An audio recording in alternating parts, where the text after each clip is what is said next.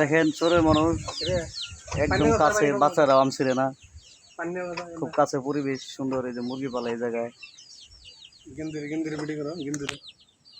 চোরের মানুষ খুব ভালো। এদিকে আসো। পানি নেও গা, পানি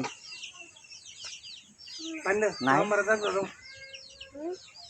আমরা এদিক দিয়ে গ্রামের ভিতর দিয়ে হেঁটে হেঁটে এখানে এসেছি।